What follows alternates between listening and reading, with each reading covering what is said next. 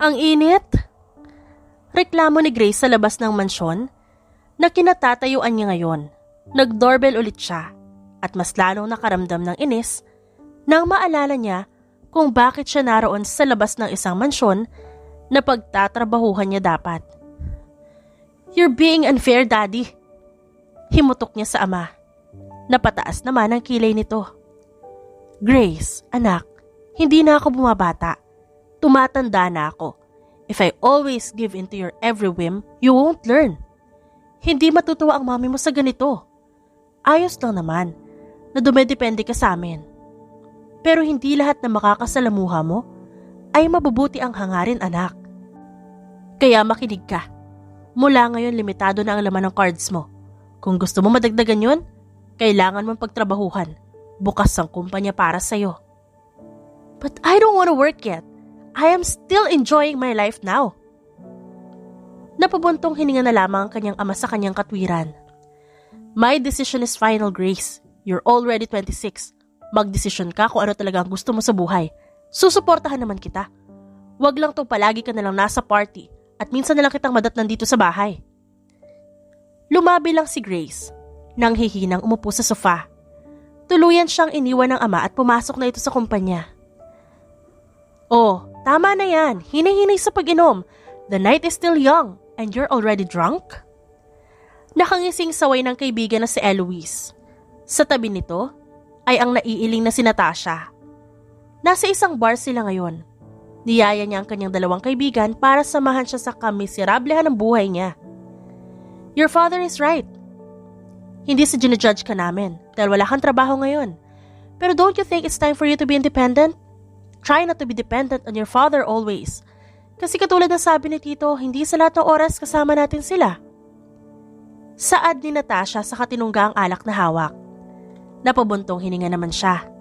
Alam naman niya yun. Halos pareho ang naririnig niya sa mga kamag-anak sa tuwing may pagtitipon na nagaganap. Pero dahil naging dependent siya sa ama, hindi na niya naisip pa yun. Nag-iisa siyang anak, namatay ang kanyang ina sa isang aksidente. Kaya lahat ng luho niya ay nasusunod. Lahat binibigay ng kanyang ama. Pero mukhang napuno na ito. Ngayon, pilit na siya nitong pinagtatrabaho at nilimitahan pa ang gastos niya. She's an heiress. She doesn't want to work. Pero ngayon, mapipilitan siya dahil sa ginawa ng daddy niya. "Girl, it's the time of the month." Nakangising pukaw ni Eloise sa kanyang dalawang kaibigan na nailing na lang. "Ano naman ang pustahan natin ngayon?" Tanong ni Natasha na nakaagaw sa pansin ni Grace. Muntik niya na makalimutan. Isa ito sa mga araw na natitripan nilang gawin ang kanilang bet. "I'll bet my condo and Natasha dear would be your sports car." Pagkatapos ay bumaling ito kay Grace na tamad lang na nakikinig. "Bet your mother's rest house in Batangas?" "Hell no! No way!" Mabilis niyang tutol dito. Napaayos siya ng upo. Sinamaan ng tingin si Eloise na nakataas lang ang kilay. "Why not? Takot ka ba?" Paghahamon nito, humalokip-kip at sumandal sa sofa.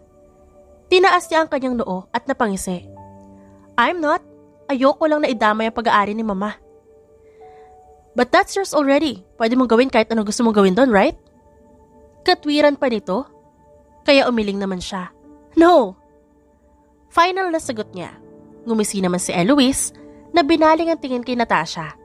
Tumaas ang gilid ng labi at napabuntong hininga na lamang si Natasha dahil alam niya ang klase ng ngisi ng kaibigan.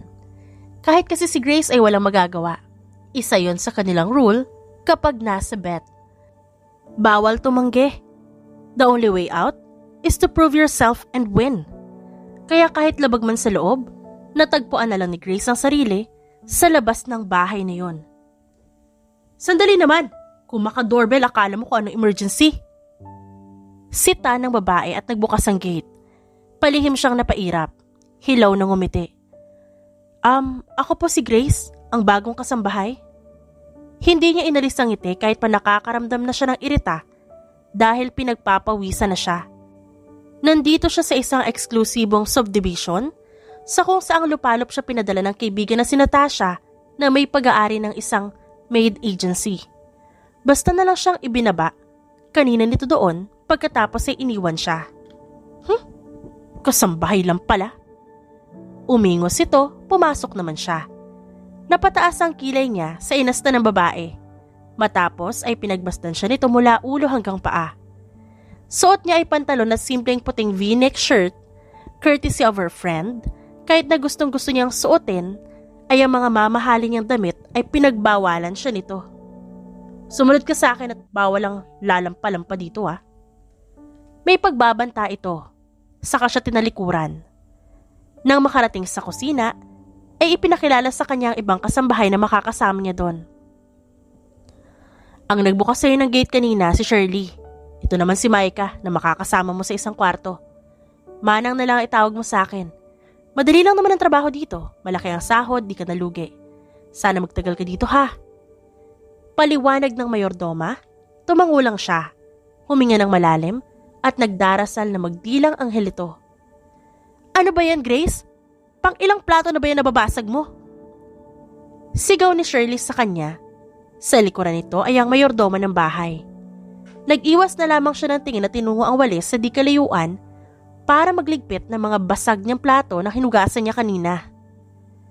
Pangalawang araw pa lamang niya ay hindi na mabilang kung ilang beses siyang nasita at nasigawan ni Shirley.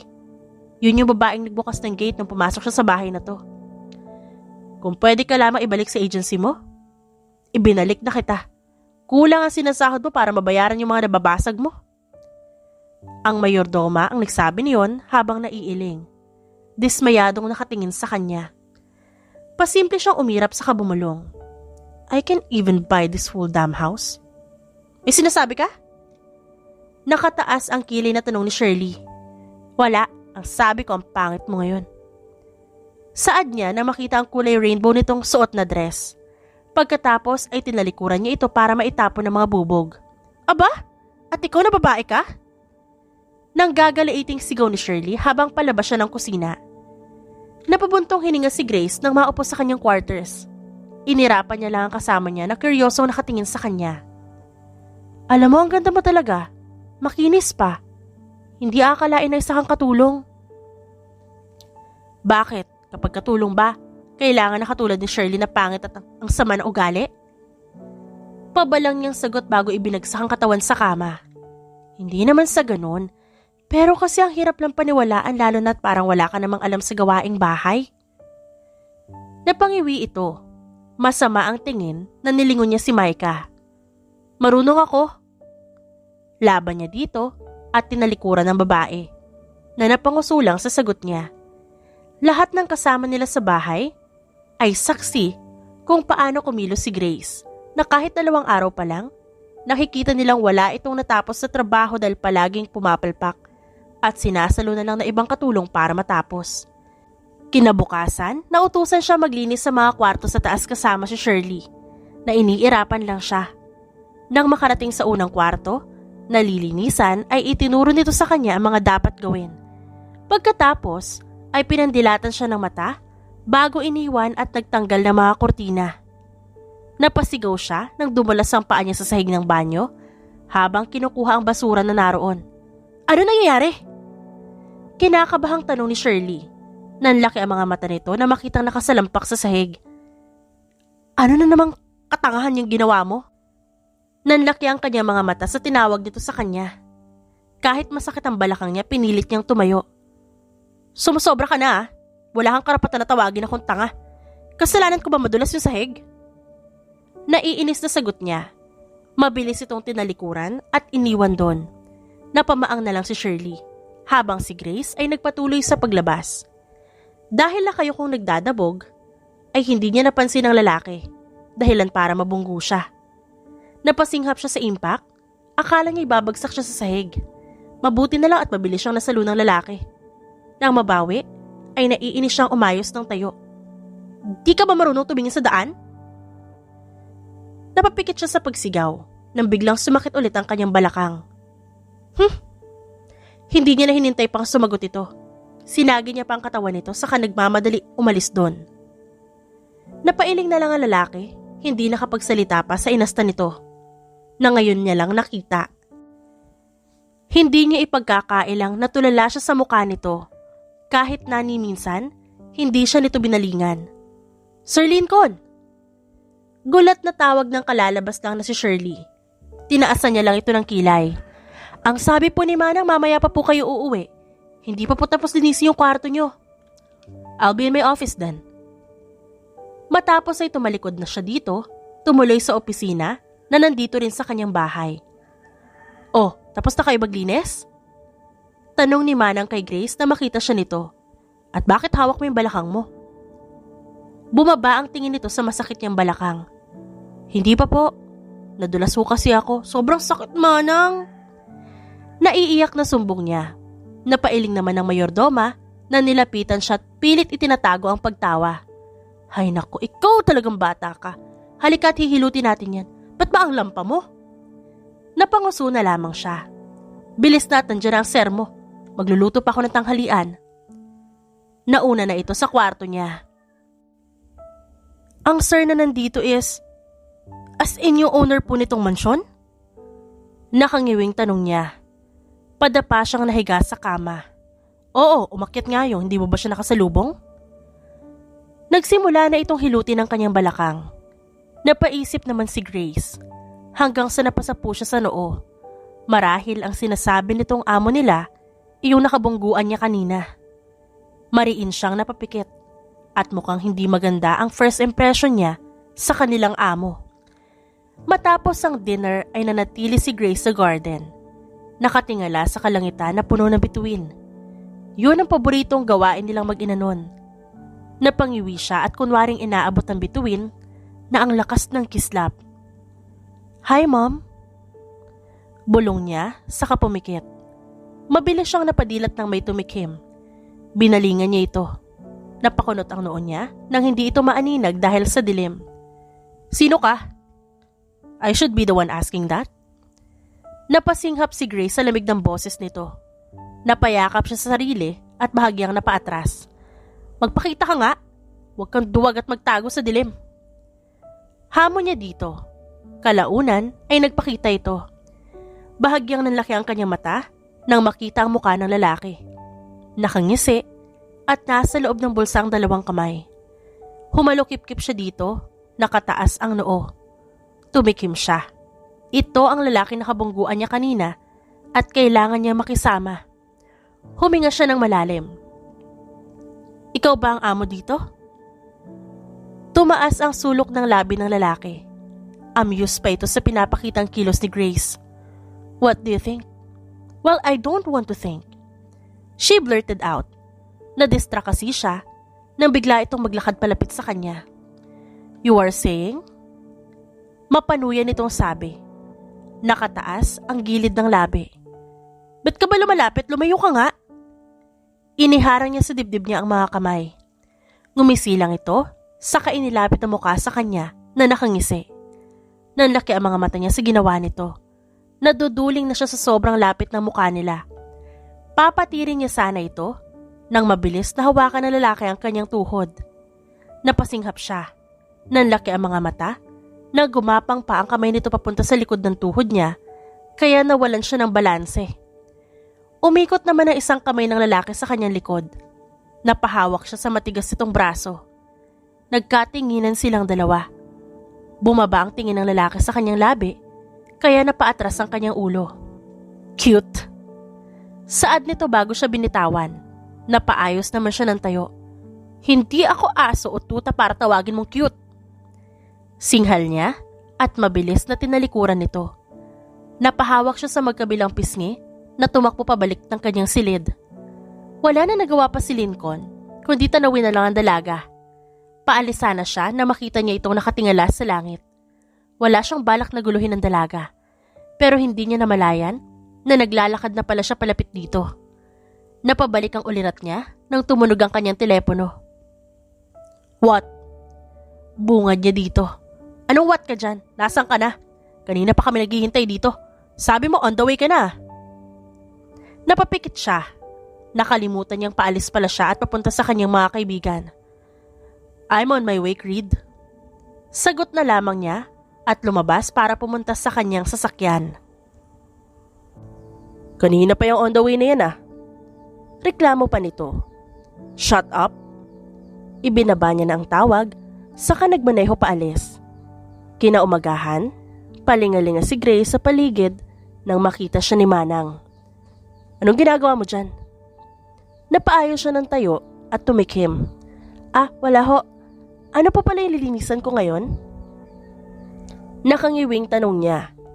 Napabuntong hininga ang matanda, saka siya tinalikuran. Sumunod ka sa akin. Natagpuan na lang ni Grace ang sarili sa garden. Inutusan siya ni Manang na walisin ang mga kalat na dahon doon. Huminga siya ng malalim bago nagsimulang tumutulo ang pawis niya sa noo, pero hindi pa rin siya matapos-tapos. Napapadyak siya sa inis. Napahinto nang may marinig siyang halakhak. Masama niyang tiningnan yon at nakita niya ang amo niyang naiiling na tumatawa. Ano nakakatawa? Inis na saway niya dito. Nothing. Sagot nito na parang amused pa siya habang tinitignan. Ibinaling niya ulit ang tingin sa winawalis na dahon. Napabuntong hininga nang makitang nagkalat na ulit ito. Do you really know what you're doing? Amused na tanong ng lalaki nang makita ang ginagawa niyang pagwalis sa mga dahon na nilipad din ng hangin. Wala kang pake. Hindi niya pinansin ang amo at nagpatuloy lang sa ginagawa. Hay nako, Diyos ko talagang bata ka. Sabay na bumaling ang pansin ng dalawa sa bagong dating. Dumiretso ito kay Grace bago kinuha ang hawak na walis. Talagang hindi ka matatapos dito. Kanina pa kita inutusan at hanggang ngayon hindi ka pa rin tapos. Tignan mo naman, dapat ilalagay mo sa basurahan, hindi yung walis ka lang ng walis, liliparin din naman. Mahabang litanya nito. Napanguso na lamang siya. Gusto pa niyang sagutin ito na hindi naman sinabi na kailangan palang ilagay yun sa basurahan. Pero itinikom na lang niya ang kanyang bibig. O saan ka pupunta? Tanong ng mayordoma habang naglalagay ng winalis sa basurahan. Papasok na po ako. Kayo na po ang bahala dyan. Nakangiti niya pang sagot bago tinahak ang daan papasok. Napailing na lang ang matanda. Wala na doon ang amo niya kaya dumiretso siya sa kusina dahil nauuhaw siya. Napahinto siya na makita si Lincoln sa kusina. Umiinom din ito ng tubig. Tumaas ang kilay nito sa kanya. Tinaasan niya din ito ng kilay saka dumiretso sa pagkuha ng tubig. Umiinom siya sa harap nito mismo at nakatingin lang din ang lalaki. May utos po kayo, sir? Nothing. And just call me Lincoln. Sagot lang nito sa kanya. Sasagot na sana si Grace nang may magsalita sa kanyang likuran. Hoy Grace, huwag kang tumayo lang dyan. Tulungan mo ako doon sa labahin. Sabay silang napabaling sa kararating lang na si Shirley. Masama ang tingin nito kay Grace. Pero na makita nito ang amo ay parang maamong tupa ng umiti. Ay, Sir Lincoln, nandyan po pala kayo. Wala, naghahalusinate ka lang. Nakangising pambabara ni Grace kay Shirley. Masama ang tingin na binalingan siya ni Shirley. Narinig nila ang pagtawa ng kanilang amo. Hindi yun pinansin ni Grace at naglakad palapit kay Shirley na ngayon ay nakatulala lang. Laway mo tumutulo. Nakangising turan niya bago lumabas papunta sa dirty kitchen. Nakasimangot na umupo si Grace sa high chair na naroon sa kusina. Nandoon si Manang na nagluluto ng kanilang merienda. Oh, ano na naman problema mo? Nagtatakang tanong nito nang makita ang itsura niyang parang pinagbagsakan ng langit at lupa. Itinaas niya ang dalawang kamay at ipinakita ito. Manang, look, ang pangit na ng kamay ko. Naiiyak na sumbong niya. Nagbabalat na yun. Sa tanang buhay niya ngayon lang yun nangyari. Ang hapti pa. Dagdag niya pa, nakalabi pa na pinagmasdan ng kanyang kamay. Nasa ganoon silang sitwasyon nang pumasok si Lincoln. Narinig niya ang pag-iyak ng dalaga kaya mabilis niya itong nilapitan. What happened? Why are you crying? Napasinghot si Grace. Pilit na pinipigilan ng luha. Itinaas ng lalaki ang kanyang kamay nang hindi siya sumagot. Nahigit niya ang paghinga. Sa maingat itong haplos. What happened? Malambing nitong tanong. Naumid na ang dila niya at nakatingin lang siya dito. Naglaba po kasi sila ni Shirley, sir. Kaya ako siguro ganyan ang kamay niya dahil doon. Ani Manang, kaya marahas na bumaling si Lincoln sa matandang ginang. At bakit siya pinaglalaba? May inis sa tono nito. Napaawa ang labi ni Manang sa tanong na yon, saka napatingin kay Grace. Nagkatinginan sila. Napalunok naman si Manang sa hindi malaman kung ano ang isasagot nito. Trabaho ko yun. Mababang sagot ni Grace bago dahan-dahan na kinuha ang mga kamay na hawak nito. Ayos lang ako. Bumaling ulit si Lincoln kay Manang. Napalunok pa ito sa intensidad ng tingin ng amo. Huwag niyo na siyang paglalabahin. Ang kwarto ko na lang alilinisan niya. Saad nito bago sila tinalikuran at umalis. Nagkatinginan sila ni Manang. Nagkibit balikat naman siya. Pabor yun sa kanya. Maiiwasan niya ang mapanlait na ugali ni Shirley at ang ibang gawain. Nasa garden ulit si Grace nang maabutan siya ni Lincoln. Naupo siya sa isang bench na naroon. Walang pag-aalinlangan na lumapit ang lalaki sa kanya. Tumabi ng upuan bago inilapag sa pagitan nila ang dala nito. Give me your hand. Ayoko nga. Pinagsiklop niya ang palad. Ano ba gagawin mo? Hindi siya nito sinagot at basta nalang kinuha ang kanyang kamay. Dinala sa kandungan nito. Napasinghap siya. Wow, the audacity of this man. Nagtagis ang kanyang bagang sa mapangahas na ginawa ng lalaki. Magsasalita pa sana siya nang nilabas nito ang laman ng supot na dala. Ointment. Hindi na lang siya kumibo at hinayaan ng lalaki. Masuyo nitong nilagyan ng ointment ang kanyang kamay na para bang babasagin yon at takot na takot ito. Tapos na. Binawi niya ang kamay nang tumagal ang hawak ng lalaki doon. Muntik pa siyang nautal. Bigla ay nakaramdam siya ng init at iniwas niya ang tingin dito. Starting tomorrow, wala ka na ibang gagawin kundi ang linisan ng kwarto ko at opisina ko. Sabi ni Lincoln habang nililigpit ang ointment na ginamit at binalik sa plastic. Napatingin si Grace sa binata. Teka, ang sabi mo kay Manang kanina kwarto mo lang. Bakit may opisina? Reklamo niya. Tumaas lamang ang gilid ng labi ni Lincoln. Napatingin sa labi ng dalaga na nakanguso. May room din. Hindi niya naitago ang pagngisi. Bumaling si Grace sa kanya na mas ikinatuwa niya. Promise? Bakas ang kasiyahan sa mga mata ng dalaga. Yes.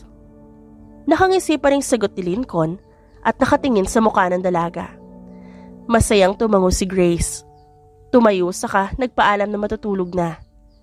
Ngumiti lang si Lincoln. Hindi nawala ang ngiti niya hanggang sa makapasok siya sa kanyang opisina at ipinagpatuloy ang naudlot niyang gawain dahil lumabas pa siya para bumili ng gamot para sa kamay ng dalaga. Matapos ang gabing yon, palagi na silang nakikita sa garden at nag-uusap. Nalaman pa niyang ulila na ito at nag-iisa na lamang sa buhay. Mas naging malapit sila sa isa't isa na kung minsan hindi maiwasan ang bangayan, lalo na at nakasunod ito palagi sa kanya. Maaliwala sa mukha ni Grace nang magising siya. Dumiretso siya sa kusina para mag-almusal. Masaya tayo ah. Nakangiting puna ng kasamahan niya. Samantalang si Shirley ay naka-ismid naman. Paano hindi sasaya yan? Kwarto lang ni sarang lilinisin yan. Sip-sip din eh. Tayo nga matagal na dito, wala namang ganyang pabor. Saan ka ba kumukuha ng kakapalan ng mukha mo? At pati si Sir na bibilog mo. Naiinis na saad ni Shirley habang masama ang tingin sa kanya. Excuse me? Hindi ko alam ang sinasabi mo. At kung kakapalan lang ng mukha, ibibigay ko na yun sa'yo. Buong buo, hindi ko kailangan ng share. Nagpatuloy lang si Grace sa pagkain habang nagbabaga naman sa galit si Shirley. May araw ka din. Banta nito bago umalis. Napataas lang ang kilay niya. Dala ang panglinis ay pumunta siya sa kwarto ni Lincoln. Malamig pa yon kaya hindi maiwasan na singhapin. Lalo na at puno yun ng amoy ng lalaki. Sa dami ng lalaki na nakasalamuhan niya, si Lincoln ang bukod tangi. Hindi niya pa pala natatawagan ng kaibigan para kumprontahin ito. At dito pa talaga siya dinala sa bahay ng crush niya? May ilang beses nilang nakita si Lincoln nun sa party. Dahil gate crash lang sila. Mabilis nilang ito nasilayan nun. At ang bruha niyang kaibigan hindi man lang siya na-inform. Matapos maglinis, ay hindi na malaya ni Grace na nakatulog siya sa sofa. Dapat magpapahinga lang siya saglit. Dahil na din sa lamig ay napasarap ang kanyang tulog. At yun ang naabutan ni Lincoln. Si Grace na payapang nakahiga sa sofa at nagulat pa siya nung una. Pero napangiti na din.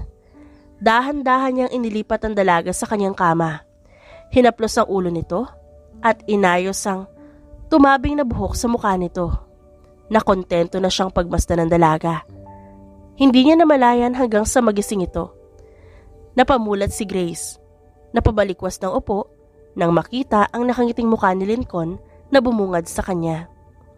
"Ba't ako nandito?" "You fell asleep." Parang wala sa sarili nitong sagot. Napakunot ang noo niya. Ang naaalala niya ay naupo siya sa sofa matapos maglinis para magpahinga saglit. Napasa po siya sa kanyang noo. Bumalik ang tingin sa lalaki. "Pero nandun ako sa sofa kanina, hindi ba?" Nakaawang ang labi na tanong niya. Tumango naman ang lalaki bago nilapit ang mukha sa kanya. Itinuko dito ang kamay sa magkabilang gilid ni Grace. "You look uncomfortable there, so I carried you here. You fit in my bed just fine." Namamaos pa nitong sabi. Napalunok siya. Ramdam niya ang pag-iinit ng kanyang pisngi. Tumikhim siya at pilit na iniiwas sa mukha dito. Hanggang sa maduling siya nang pagbanggain nito ang kanilang ilong. "Can I kiss you?" Nahihirapan itong tanong na ikinalaki ng kanyang mata. Ano bang... Hindi na natuloy ang sasabihin niya nang tuluyan ng lumapat ang labi nito para maangkin ang kanya. Nanlaki pa ang kanyang mata pero kalaunay napapikit na rin. Lumipat ang isang kamay nito sa kanyang likuran. Bago yun, nagtaas baba ang haplos doon. They were savoring their kiss until they heard the knock on the door. Habol ang hininga na naghiwalay ang kanilang labi. Bumaba ang tingin ni Grace sa labi ng lalaki. Napakasarap nitong humalik. Kahit na wala siyang mapagkukumparahan. He is her first kiss. And yet, she was now hoping for him to be her last. Pero naalala niya ang kalagayan nila ngayon. Isa siyang katulong at amo niya ito. At mas lalo pa yung pinagtibay nang maninig ulit nila ang katok at boses ni Shirley. "Sir Lincoln?" "Don't mind her. She will go away eventually." Saad ni Lincoln. Ang mga mata ay nasa labi pa rin niya. Tumango na lang siya at wala sa sariling, hinabol pa rin ang hininga. "Let's kiss more." Then, he delved in again for her lips. Nagpanggap na may sakit si Grace kinabukasan. Ayaw niyang lumabas. Lalo na, at naalala niya ang nangyari sa kwarto ng kanyang amo. Hindi niya alam kung paano ito haharapin. Inaamin niyang crush niya ito. Pero nag-guilty siya na nagsinungaling siya dito tungkol sa pagkatao niya. Tinawagan na din niya ang kaibigan para kumprontahin ito at tinawanan lang siya. "I'm just helping you to get closer to the man of your dreams, Bessie." Sabi pa ni Natasha na sinigundahan ni Eloise. "Wala kayong kwentang kaibigan." "Girl, don't forget our bet.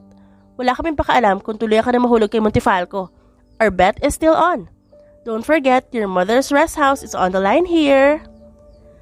Mapanuyang saad ni Eloise. Kung hindi niya lang ito mga kaibigan, baka nasaktan niya na ang mga ito. "Alam ko, you don't have to remind me every time. Good luck on being a maid. Ciao."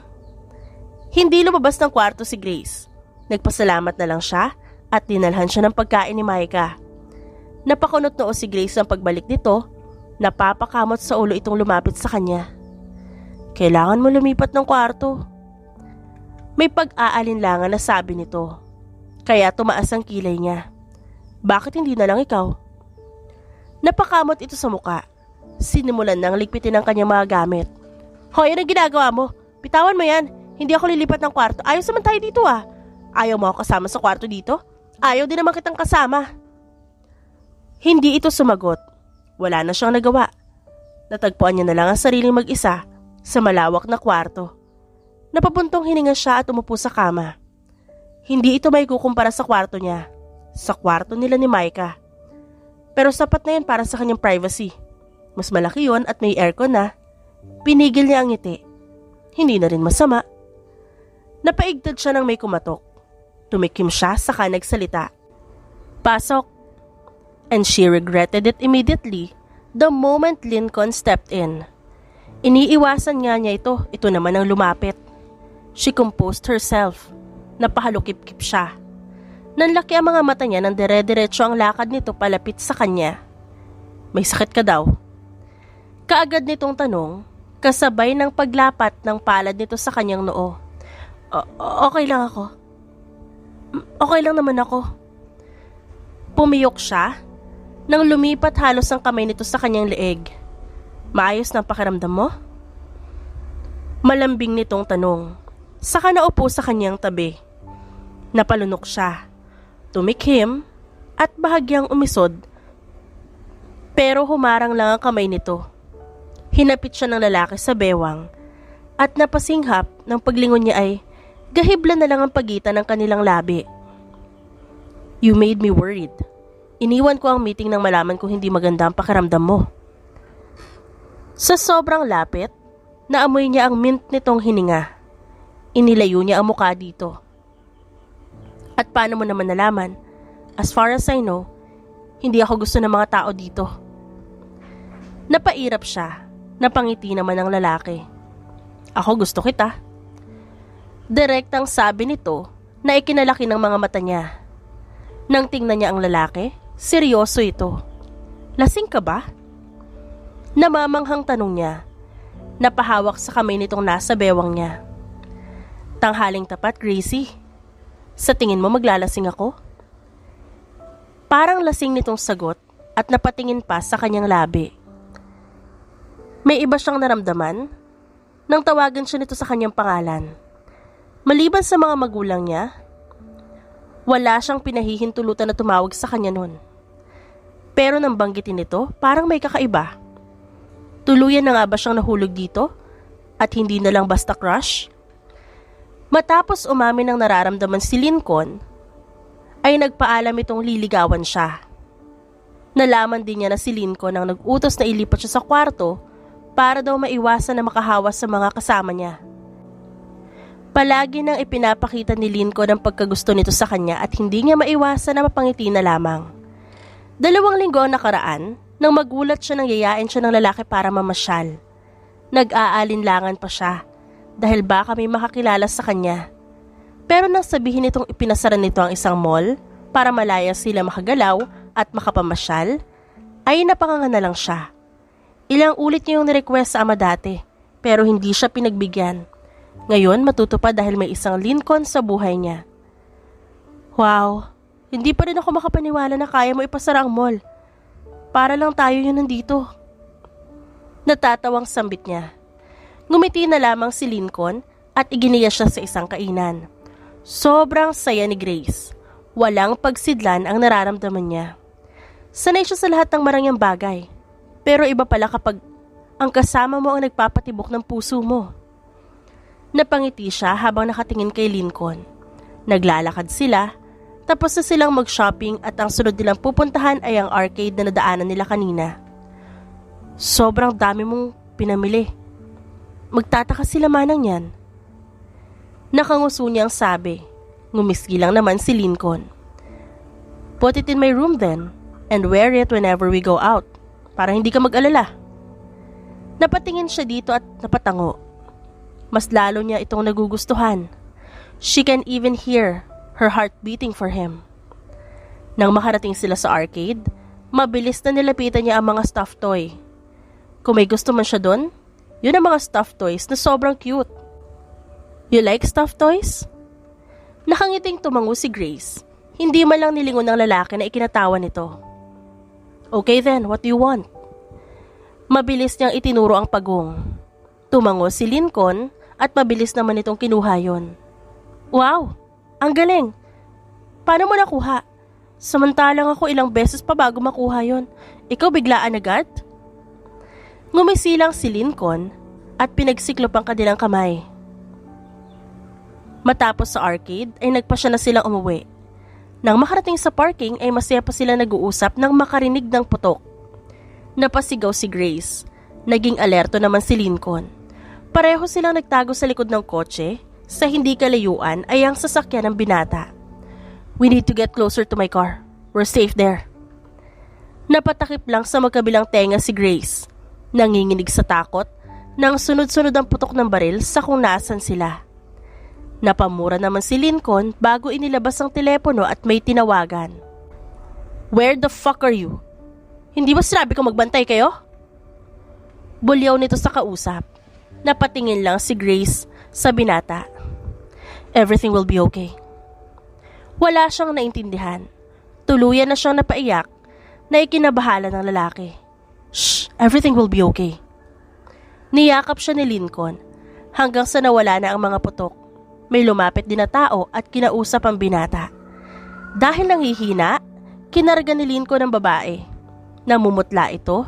Mabilis na kumapit ito sa kanyang leeg na parabang doon ay nagtatago. Naiintindihan niya ito kaya hinalikan niya ang ulo ni Grace. Saka naglakad palapit sa kanilang sasakyan.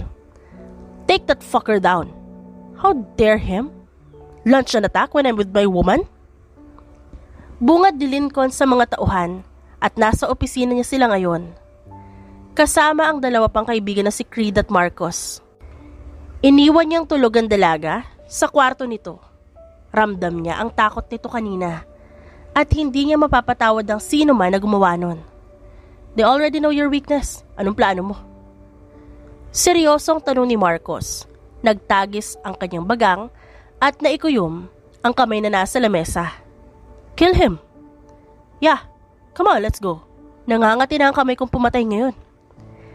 Nakangising saad ni Creed at pinagdaop pa ang dalawang palad. Napailing naman si Marcos. "Manahimik ka nga, kaya natatakot sa'yo nililigawan mo eh." Naiiling nitong saad. Itinaas naman ni Creed ang gitnang daliri nito. Nakatulala si Grace at nakatitig lang sa kisame. Habang umaagos ang luha sa kanyang mga mata, kasabay ng pagbabalik ng alaala ng araw na mawala ang kanyang ina. Her mother died in an ambush.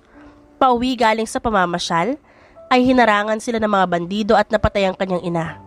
Habang siya ay nailigtas dahil sinalo ng ina ang bala para sa kanya dapat.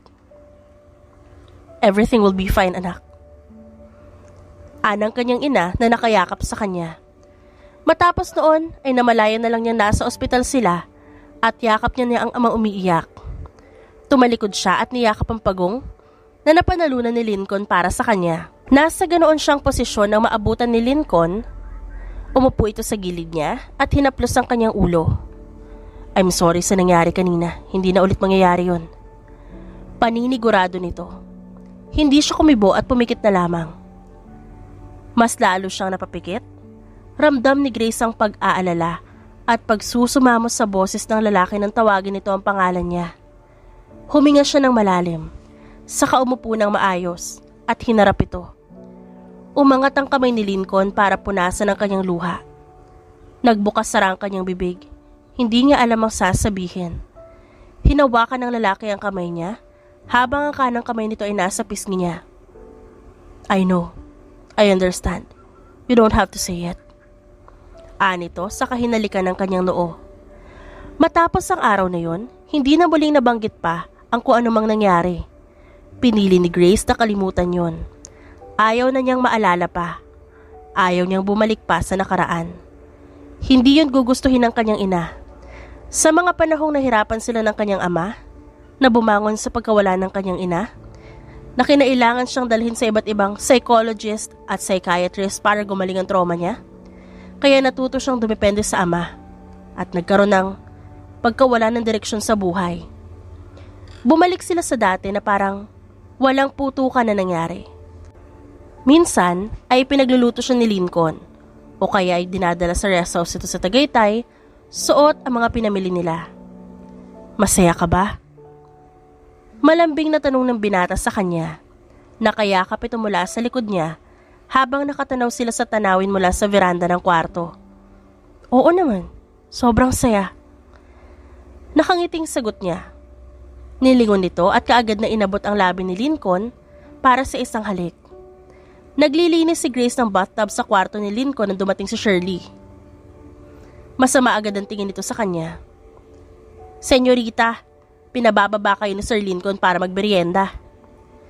Napataas ang kilay niya sa tawag nito sa kanya. Umismid ito at tumalikod na para umalis. Hindi niya pinansin ang pagtawag nito sa kanya na senyorita dahil yun naman talaga ang tawag sa kanya sa kanila. Napangusunan lang siya. Hindi pa din niya gusto ang Shirley na yon. Lalo na, wala pa ding tigil ito sa pang-aalipusta sa kanya minsan. Mabuti na lang at nababaran niya ito. Kaya wala itong nagagawa kundi ang sumuko.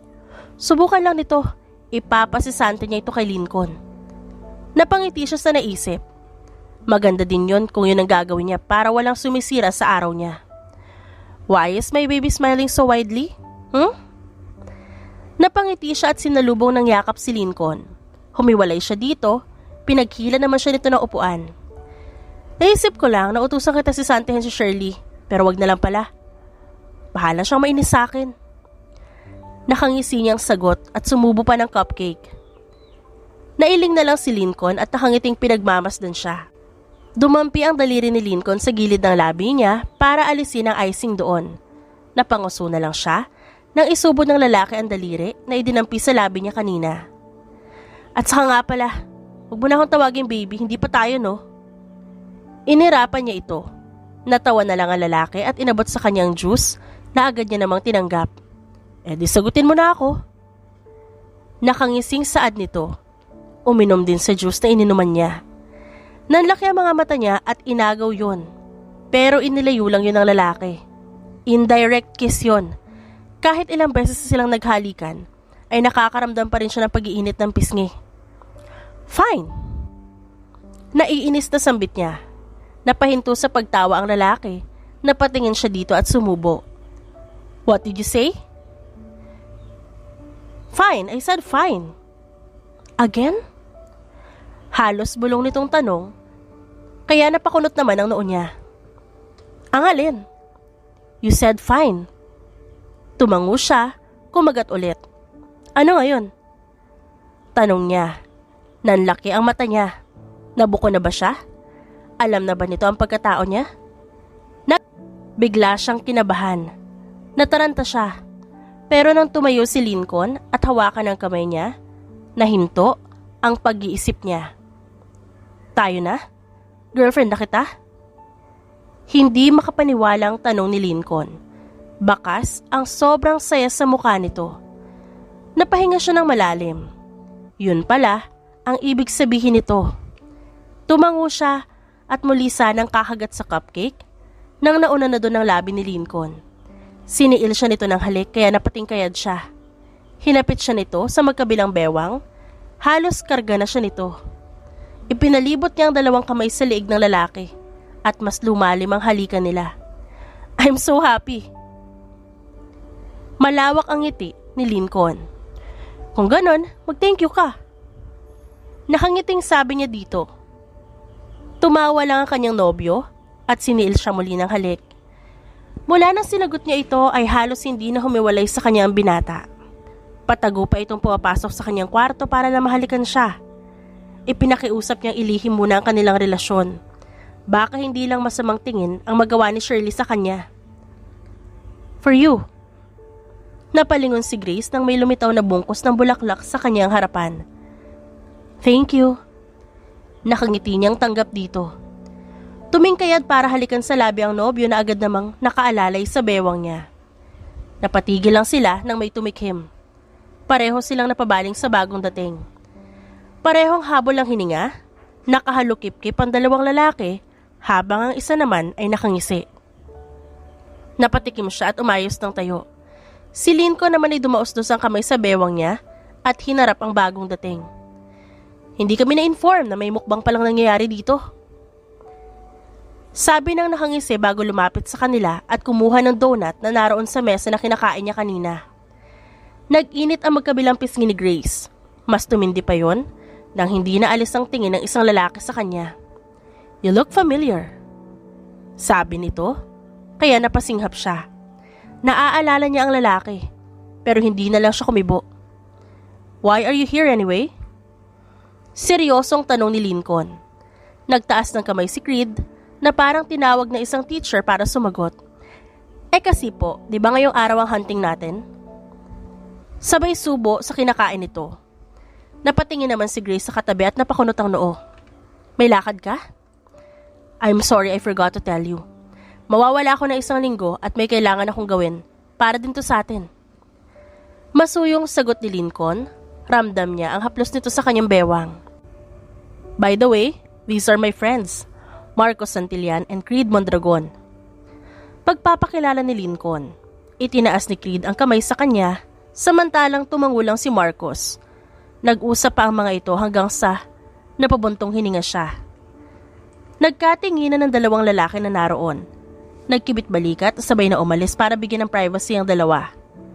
Di ba ako pwedeng sumama? Tanong niya dito. Hinaplos naman ito ang kanyang pisngi. I'm sorry baby but you can't. San ka ba kasi pupunta? Mas importante ba yan sa akin?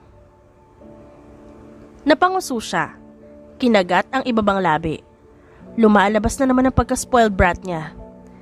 Naging seryoso ang mukha ni Lincoln. May kung anong dumaan na emosyon sa mga mata nitong hindi niya matukoy. Sorry, pwede ka na umalis. May pagtatampo pa rin sa boses niya. Tinalikuran niya ito.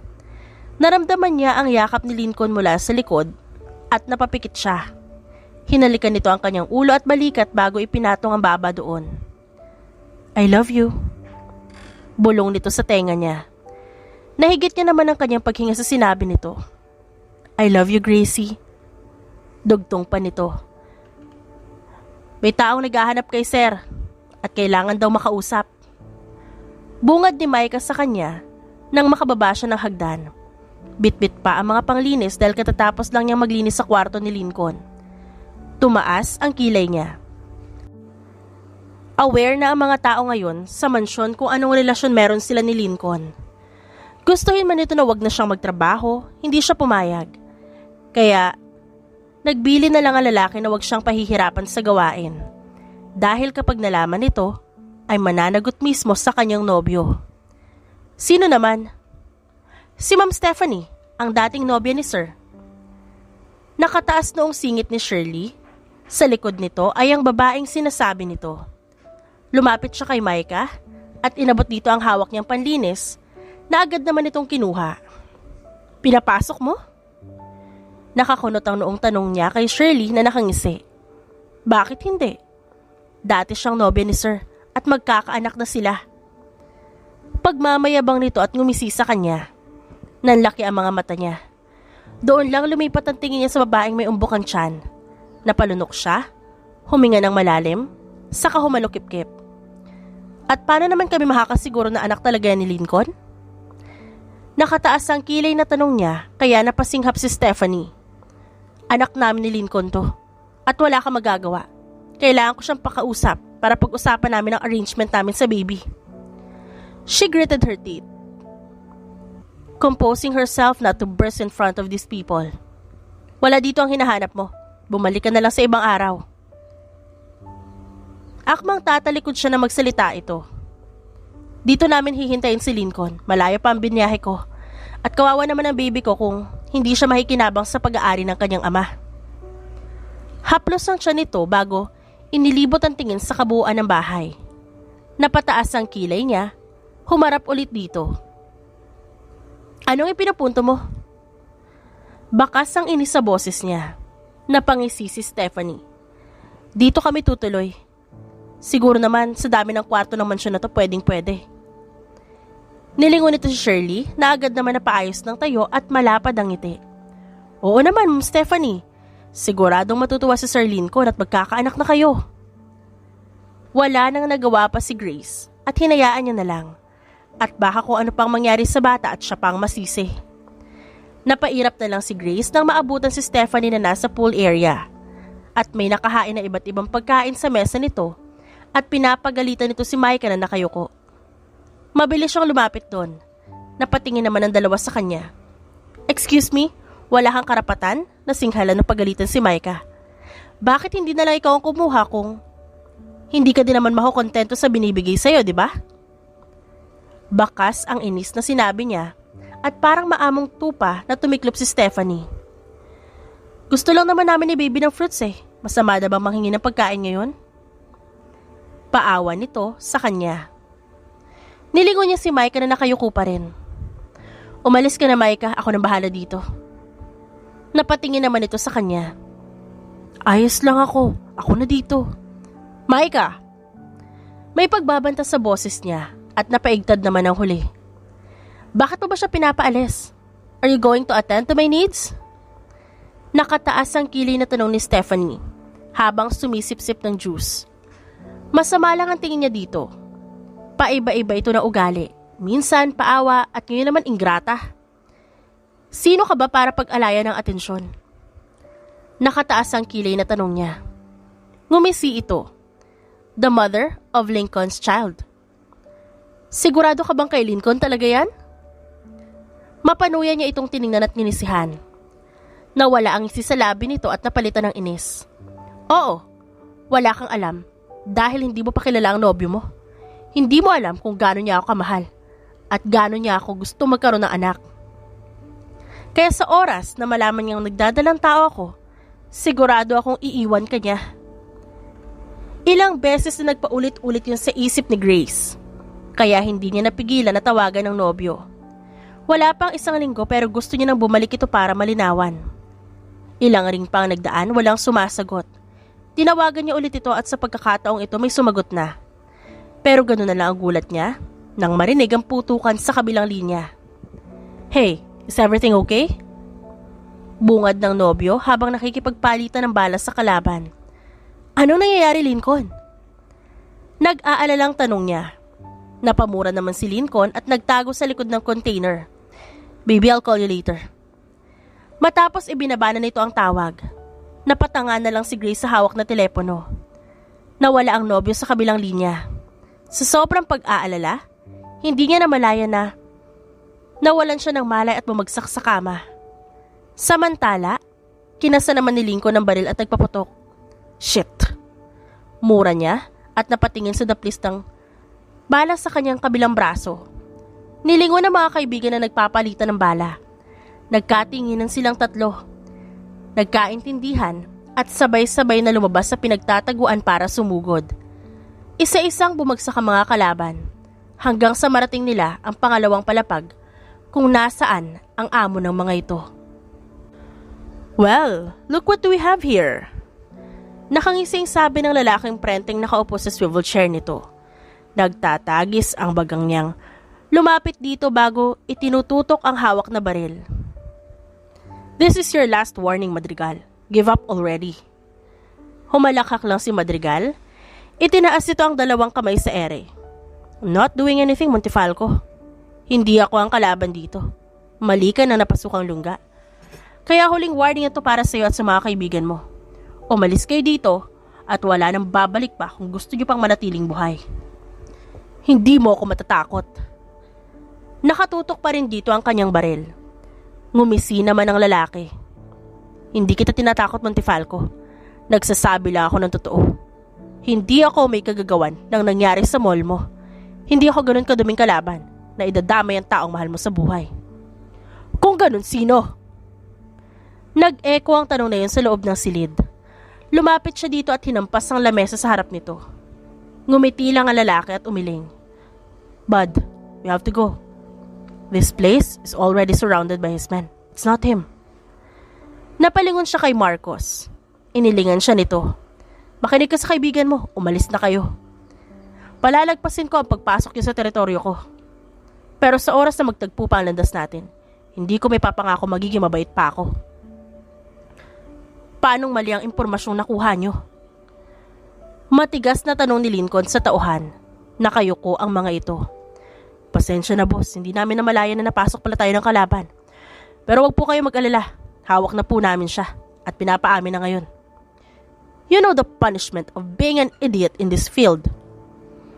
Lahat sila'y napatingin kay Creed na ngayon ay walang emosyon na mababaka sa mukha nito. Napalunok ang tauhan nila. Umiling na lang siya dito at nilisan ang lugar. Kailangan niya makauwi.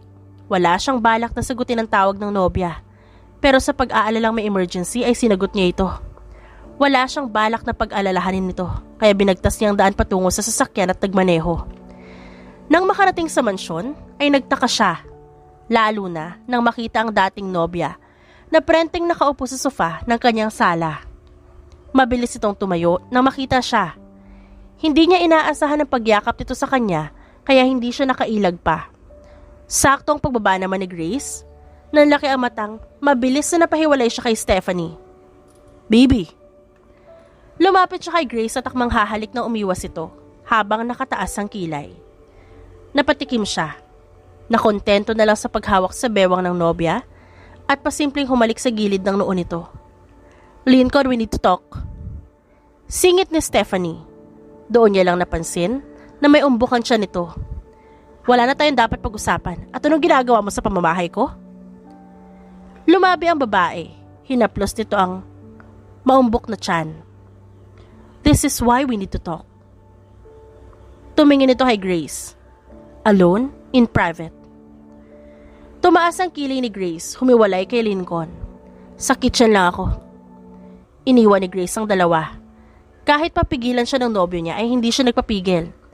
Kailangan ng mga ito mag-usap para matahimik ang lahat at kung tatanggapin ba ni Lincoln ang bata. Kung ano magiging desisyon nito, gusto niya din na malaman kung totoong ito nga ang ama. Halos kalahating oras bago sumunod ang lalaki sa kusina. Agad itong yumakap sa kanyang bewang at hinalikan ng kanyang balikat. "It's not mine. Sigurado ako dun." Napabuntong hininga na lang siya at hinarap ang lalaki. "Paano ka nakakasiguro na hindi nga yun sa'yo?" Katulad ng tanong niya kay Stephanie, kung sigurado itong hindi kay Lincoln ang batang dinadala nito. "Hindi ko alam ang mararamdaman ko. Hindi ko na alam." "Hey, we will run a paternity test. But I'm 100% sure it's not mine. We haven't seen each other for months now." At tugma daw yun, nang huli kayo magkita. Laban niya, nang maalala ang sinabi ni Stephanie. Kaya sigurado itong si Lincoln nga ang ama. "Baby, Gracie." Umiling lang siya, tumayo at lumayo dito. Kinabukasan, nagsagawa nga ng paternity test. Kinailangan tawagan ni Lincoln ang pinagkakatiwalaang doktor sa kanyang bahay para doon isagawa ang sample. Hindi niya maatim na iwan ng nobya. Nang tanungin kasi niya ito kung pwede siyang samahan sa ospital, walang pag-aalinlangan itong tumanggi. Naramdaman niyang iniiwasan siya nito. Kaya nang ma-corner ay dinala niya ito sa kanyang kwarto. Mabilis na yumakap ng mahigpit pero masuyo. "I'm sorry." "Ayos lang." Naiintindihan naman ni Grace. Hindi lang niya maiwasan na makaramdam ng tampo. "Ang sugat mo." Tukoy niya sa dapli sa kanyang braso. Umiling naman si Lincoln. "Ayos lang. At ikaw ang mahal ko, tandaan mo yan." Sinapo ni Lincoln na magkabila niyang pisngi bago siniil siya ng halik na punong-puno ng pagmamahal. Nagising si Grace sa yakap ng nobyo kinabukasan. Napakagat labi nang maramdaman ng init na magkadikit nilang katawan. Kalaunan ay nagmulat ang lalaki na nakangiti. Hinalikan ng kanyang labi. "Hey, baby, good morning." Napangiti na lang siya at nagsumiksik sa katawan nito. Nagiinit ang magkabila niyang pisngi. Sobrang saya niya at hindi niya pinagsisisihan na dito niya isinuko ang bagay na matagal niyang iningatan sa mahabang panahon. "Good morning, Lincoln." Nakangiting bungad ni Stephanie, pero na makita siya nito ay sumama ang tingin. Magkahawa kamay silang bumaba at naabutan na prenteng nakaupo si Stephanie kung saan ang pwesto niya. Napahinto siya, pero dahil magkahawa kamay sila ng nobyo, ay nagpatuloy lang siya dahil hinila siya nito. Naghila ng upuan ng lalaki, saka siya hinapit sa bewang at naupo kasabay ng paghigit nito sa kanya paupo sa kandungan nito. Malakas siyang napasinghap sa ginawa ni Lincoln. Napailing na lang siya nang malingunan si Stephanie na namumula sa galit pero naggagawa pa rin ngumiti. "Hindi ko alam na ganyan ka na pala ngayon ka-sweet sa mga nagiging babae mo, Lincoln." "Well, Grace is not just any woman. She's the love of my life. Kaya sa oras na malaman ko nagsisinungaling ka lang sa pagdadalang tao mo, Alam mo kung anong kaya kong gawin, Stephanie. May diing sagot nito. Napangusuna lang si Grace. Palihim na napataas ang kilay ni Lincoln at inaasikaso ang kanilang pagkain.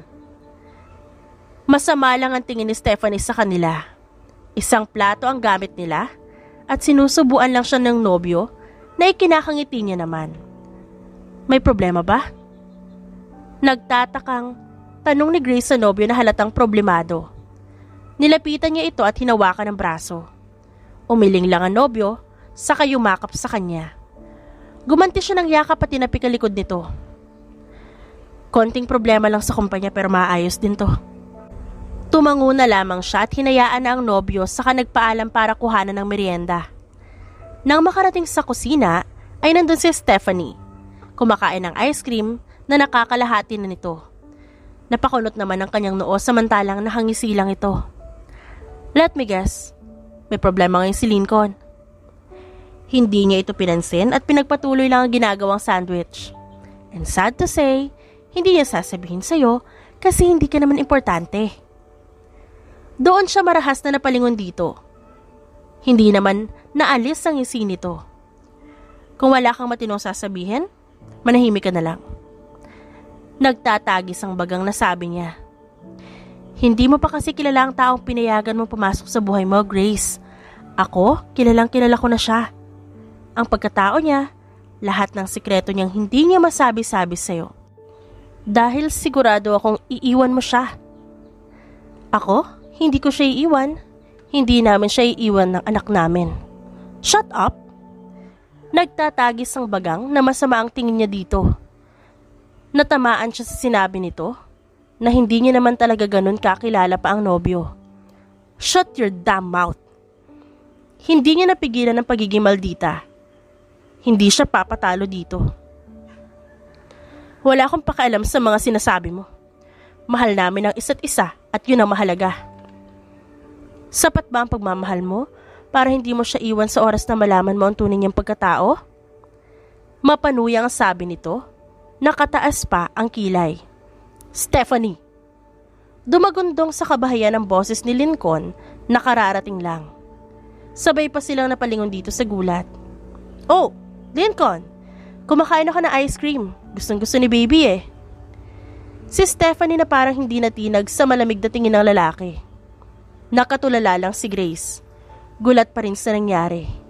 Ito ang unang beses na nagtaas ng boses ang nobyo. At kung kailan pa nagkukwento si Stephanie tungkol dito. Napatingin siya kay Lincoln na diretso ang lakad palapit sa kanya. Kinuha nito ang kamay niya at hinila siya palayo ng kusina nang magsalita ulit si Stephanie. Hindi habang buhay na maitatago mo sa kanya ang totoong pagkatao mo, Lincoln. Bakit hindi mo sabihin sa kanya para magkaalaman na? At malay mo pera lang ang habol niyan sa'yo. Manahimik ka. Nagtitimpi lang ako ngayon. Sa oras na dumating ang test, umalis ka na dito. At wag na wag ka nang lalapit kay Grace, naiintindihan mo? Nagtatagis ang bagang niya. Napalunok na mapatingin kay Grace na puno ng pagtatanong ang mga mata. Hindi naman nagpatinag si Stephanie. Kinaway lang nito ang kamay na parang baliwala lang.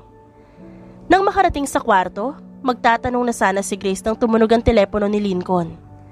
Tiningnan lang nito iyon, hinawakan ang magkabila niyang kamay, pero hindi tumigil ang pagtunog ng telepono nito. Sagutin mo muna. Utos niya sa lalaki na hindi man lang sinulya pa ng telepono nito. Hayaan mo yan. We need to talk. Sagot ni Lincoln, kaya napabuntong hininga si Grace at siya na mismo ang lumapit doon para sagutin. Ni-loudspeaker niya to.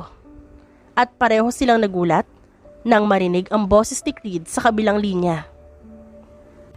Your company was being bombed. Maraming nasugatan at may mga patay.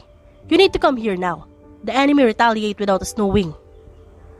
Matapos ay ibinabana nito ang tawag. Napamaang naman si Grace. Gulat na gulat ito. Anong ibig sabihin na binomba yung kumpanya mo? Akala ko ba maliit na problema lang? Sabihin mo sa akin, Lincoln. Sabi mo maliit na problema lang, di ba? Hindi maiwasan na tumaas na ang boses niya kaya napamura na si Lincoln. Yun din ang akala ng binata nang tumawag ang sekretarya niya. "We'll talk when I come back. Please trust me. And don't listen to any of Stephanie's word. Sa akin ka lang maniwala, please. I love you." Matapos ay mariin siya nitong hinalikan sa labi. Namalayan na lang ni Grace na mag-isa na siya. Kinagabihan naman ay tumawag ang kanyang ama. Wala siyang balak na sagutin yun, pero nang magpadala ito ng mensahe at sinabing nasa ospital, dahil sa sobrang pagod ay walang pag-aalinlangan na sinagot niya ito. "Go home, princess. Hindi na kita lilimitahan. Ito ang unang beses na hindi ka umuwi o hindi man lang makausap ng ganito katagal.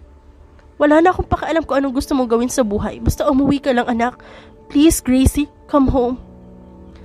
"I'm sorry, Daddy." Napaiyak na siya. Na-miss niya ito. Gustuhin man niyang hintayin ang pagbabalik ni Lincoln, ay hindi niya na ito nahintay pa. Sinubukan niyang tumawag pero hindi ito sumasagot. Tahimik siyang umalis sa bahay nang walang nakakaalam. "Damn you! Dinamay mo pa ang walang muwang na tao sa kumpanya ko? Ganyan ka na ba kadumi ngayon maglaro?" Nang gagalaiting, sinuntok ni Lincoln si Madrigal. 3 araw bago nila ito nahuli sa pinagtataguan nito. Tumawa lang ito. Pinahid ang dugo sa gilid ng labi. "Sabi ko naman sa inyo, na sa oras magtagpo ulit ang landas natin, hindi na ako magiging mabait." "What the fuck are you saying?" Galit niyang tanong. Susuntukin ulit sana na magsalita ito. "Why don't you ask your friend? Right, Creed?" Baling nito kay Creed na walang mababakas na emosyon at nagtatagis lang ang bagang. "And I will do it again and again." Walang pagsisising sagot nito. Masama ang tingin kay Madrigal. "What are you talking about, Creed?" "Madrigal kidnap his woman." Si Marcos na ang sumagot at tumawa naman na malakas si Madrigal. "Your woman?" Mas lalong lumakas ang tawa nito. Napapaaray na lang dahil sa sugat sa muka. Galit na lumapit dito si Creed at pinagsususuntok. "Enough, Creed! Tama na!" Saway niya, humahangos naman na tumigil ito. "I will make sure you will live in hell, Madrigal." Galit nitong sabi bago umalis. "Ako nang bahala dito, umuwi ka na lang at ayusin ang mga naging biktima sa kumpanya mo." Saad ni Marcos at napabuntong hininga siya bago tumango at nagpasalamat dito. Pero gano'n na lang ang palulumo niya nang hindi na madatna ng nobya sa kanyang mansyon. Ilang beses niyang hinalughog ang mansyon pero wala siyang nakita. Wala ding nakakaalam kung nasaan ito dahil hindi man lang ito nagpaalam sa mga kasamahan at basta na lang umalis. Nakita niya pang ilang beses itong tumawag na hindi niya nasagot. Napasabunot na lang siya sa sobrang inis. "This is all my fault." Sisi ni Lincoln sa sarili.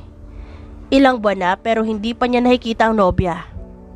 "We've been looking for her everywhere, bud. I don't think she wants to be found." Ani Marcos. Sinamaan niya lang ito ng tingin dahil nasa isang bar sila ngayon. "Kung hindi ba naman gago niyang ex mo, ipinapaako pa talaga sa iyo ang batang si Madrigal naman palang ama?" Sabi ni Creed bago tumungga ng alak. Nalaman niya din na hindi niya anak ang pinagbubuntis ni Stephanie at si Madrigal pa ang ama. Dumating ang DNA test, pero bago pa mabuksan at malaman ang resulta ay umamin na ito. Gusto lang nito maghiganti kay Madrigal dahil ayaw nitong panagutan ng bata. "Babe, what are you doing here?" Napatayo si Creed at sinalubong ang babaeng kararating lang. Hindi niya yun pinansin at uminom na lang. Naririnig niya ang pag-uusap nito. Nang maramdaman niya ang ilang ulit na pagsulyap sa kanya ng babae, napataas pa ang kilay nito. "By the way guys, I will formally introduce you to my girlfriend Eloise. This is Marcos, you met him already, and this is Lincoln." Pagpapakilala ni Creed, sa tabi nito ay ang babaeng pasulyap-sulyap sa kanya. "So ikaw nga?" Sabi ni Eloise, nakataas ang kilay nito. Nagtaka naman si Marcos at si Creed na hinawakan ng bewang ng nobya. "Babe?" Nagtatanong ito, umiling lang ang babae bago may kinuha sa bag na papel at ballpen. Bumuntong hininga ito pagkatapos magsulat at inabot ito sa kanya. Here, take it. Nang hindi matinag ay si Eloise na mismo ang tumayo at inilapag ang papel sa harap ni Lincoln bago humarap kay Creed at humalik sa kanagpaalam. What the hell is that?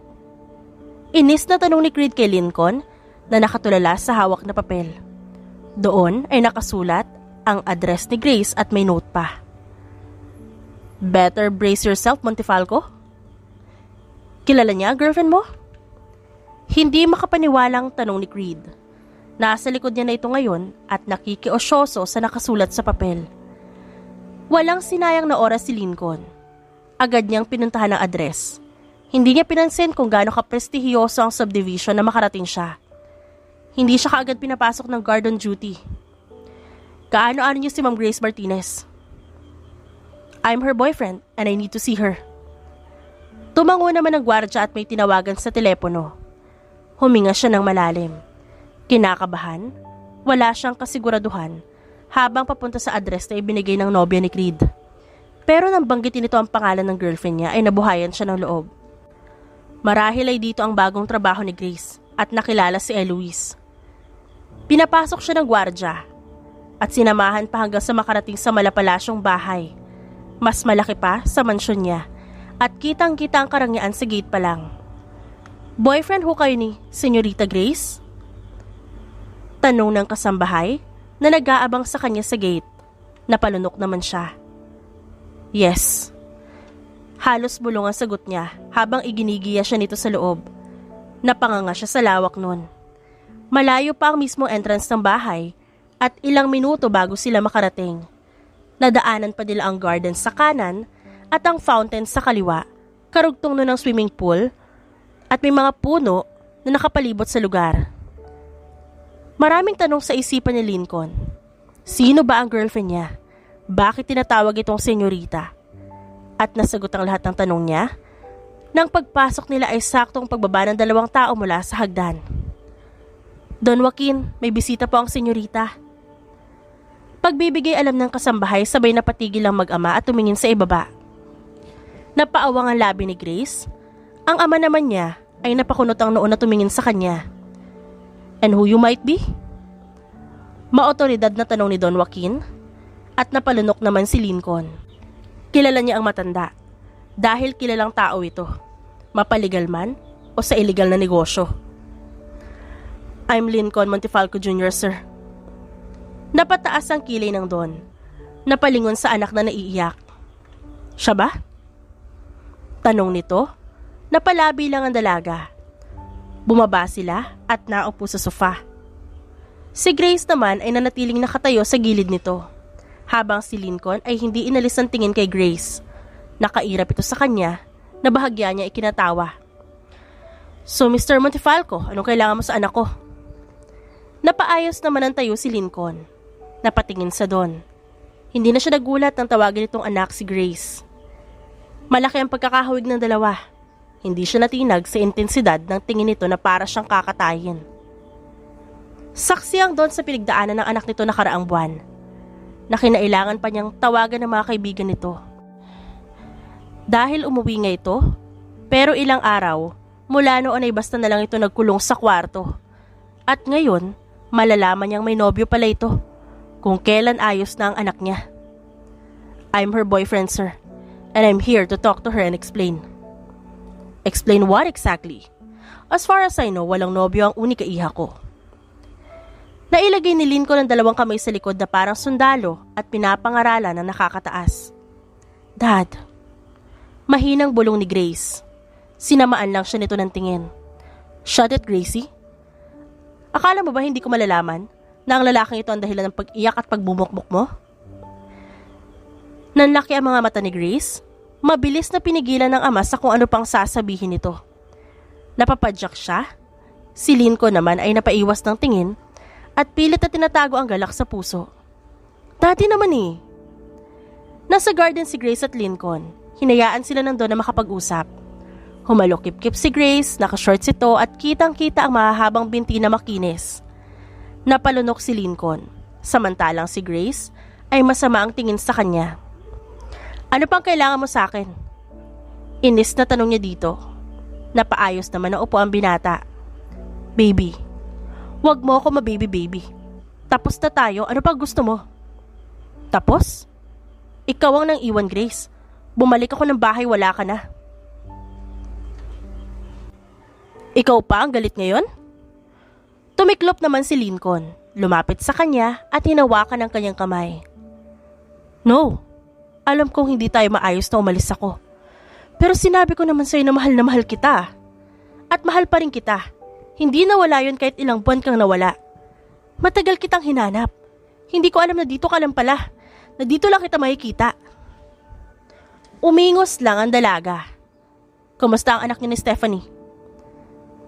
Baby, kung magkakaanak man ako, ikaw ang ina. At wala kami anak ni Stephanie. Umamin siya sa akin mismo. Humingi siya ng tawad. At matagal na rin akong walang balita sa kanya. Hinawakan nito ang kanyang kamay at dinala yun sa labi. Hindi yan ang sinabi niya sa akin nang tumawag ako. Positive daw ang result at magiging daddy ka na. Kailan kayo nagkausap? Hindi nga kita matawagan kasi nawala ang phone ko eh. Si Lincoln na napakunot ang noo at sinamaan niya ito ng tingin. Tumawag ako sa'yo. Si Stephanie pa nga sumagot at nasa shower ka daw. At ibinalita niya sa akin ang result. Kaya wag ko na daw kayong guluhin pa. Fuck it? Hindi totoo yun. Hindi na nakontento pa si Lincoln at lumuhod dito sa paanan niya. Niyakap ang kanyang bewang. Mahigpit dahil sa takot. She's lying. Ikaw lang ang gusto ko maging ina ng magiging anak natin at wala nang iba pa. Please believe me, baby. Ikaw lang ang mahal ko. Ilang beses na nagpabalik-balik si Lincoln sa mansyon ng mga Martinez. Sinusuyo ang kasintahan. Walang palya naman ito sa pagpaparamdam kay Grace kung gaano niya ito kamahal. Kahit ang Don, napapaismid na lang. How's your day at work, princess? Tanong ng Don habang nasa hapag sila at kumakain ng dinner. It's fine naman, Dad. Everyone is accommodating me and they're kind. Maybe because they know I'm your daughter and they are scared of you? Napailing na lamang ang ama. Napanguso naman si Grace kalaunan. Si Montefalco, nabalitaan ko hindi pa rin siya tumitigil. Dad, I know anak. Gusto ko lang makasiguro sa lalaking yan. Gusto ko malaman kung gaano mo siya kakilala. I know well enough of him. Not good but not bad either. Kaya hindi ko may bibigay ng gano'n na lang sa kanya ang prinsesa ko. Nawala na ang mommy mo nang dahil sa trabaho ko noon. Hindi ako papayag na maulit yun sa'yo.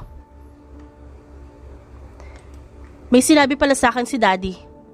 He wants me to know the real you. Matagal ko nang gusto itanong sa'yo to. Dahil katulad nga na sabi ni Stephanie, hindi pa kita lubusang kilala. At pinaalala yun ni Dad kagabi. Kaya kung may sasabihin ka, sabihin mo na ngayon. Alam mong mahal kita at di magbabago na ng kahit anong malalaman ko sa'yo. Nakangiting aniya kay Lincoln. Napahinga naman ng malalim ang binata. I'm a mafia boss. Pag-amin ito sa kanya. A what? Gulat na tanong ni Grace dahil iniisip niyang baka nabingi lamang siya. I'm a mafia boss. I kill people, Gracie. Kaya nawala ako ng ilang araw nun dahil may kailangan akong ayusin. At yung nangyari sa mall, hindi lang yun basta aksidente. Nangyari yun dahil sa mga kalaban ko. Napaawang ang labi niya at napakurap-kurap. But Dad said, you're not good. You're not bad either. I kill people. Bad people. We have to. Because we have to save people too. And put them in a safe place. Masama man ang tingin na iba sa amin. Tumutulong naman kami sa nangangailangan. Mga masasamang tao lang ang pinaparusahan at pinapatay namin. Hindi mga inosente. That's good. You're still my Lincoln. Nakangiting sabi ni Grace at napangiti naman si Lincoln at kinuha ang kamay ng dalaga sa pisngi niya bago yun dinala sa mga labi at hinalik-halikan nito ng paulit-ulit.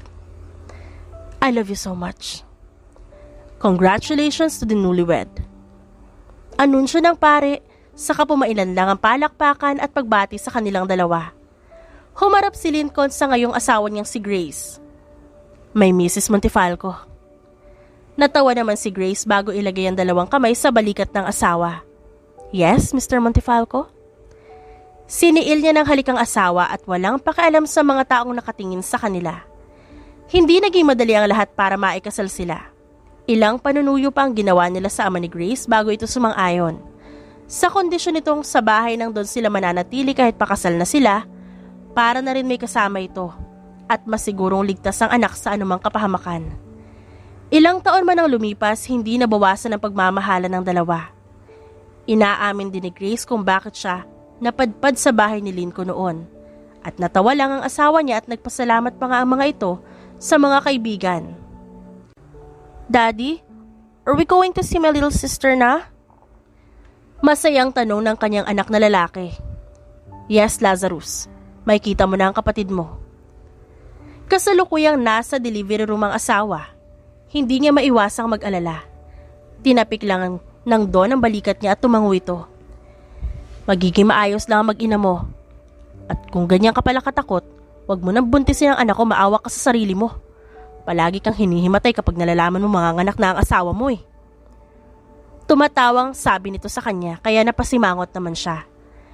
Totoo ang sinabi ng father-in-law niya na kapag manganganak si Grace, hindi niya mapigilan na mahimatay.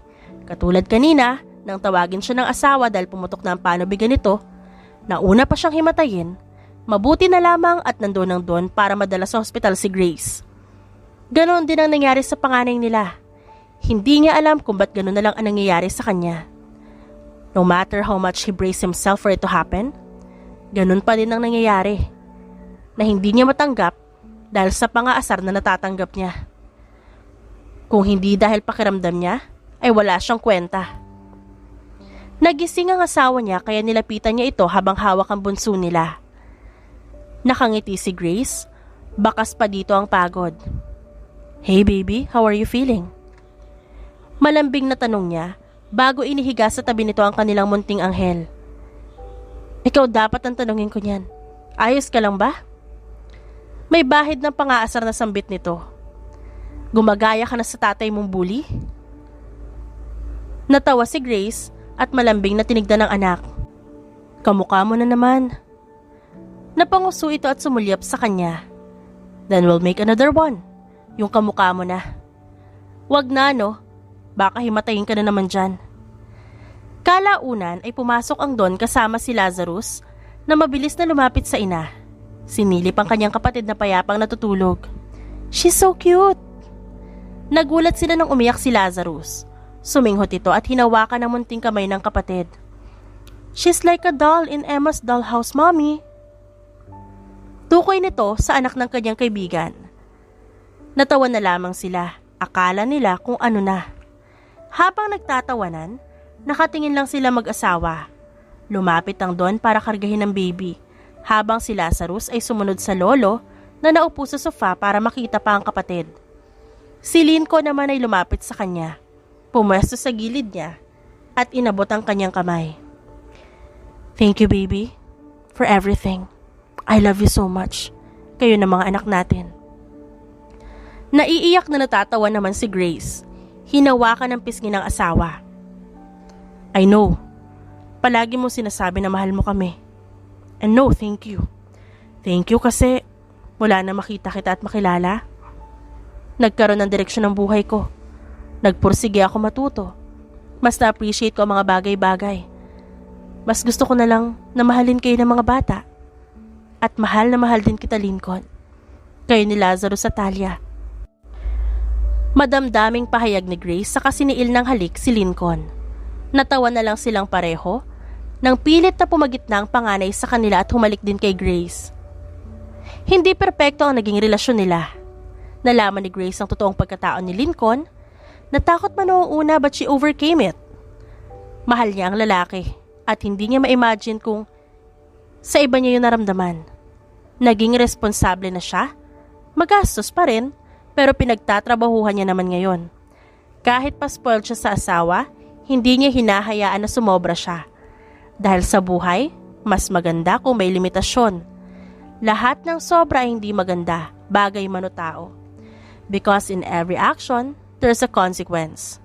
Katulad ng pagmamahalan nila ni Lincoln, na ngayon ay masaya nang namumuhay kasama ang mga mahal nila sa buhay. The End. Dearest friends and avid listeners, don't forget to like our videos and subscribe to our channel for more wonderful stories. Mula sa aming main channel, Randall Tagalog Love Stories, and for our second channel, Miss R Stories, lubos po naming pinasasalamatan ang inyong suporta at pagtangkilik sa aming mga likang istorya.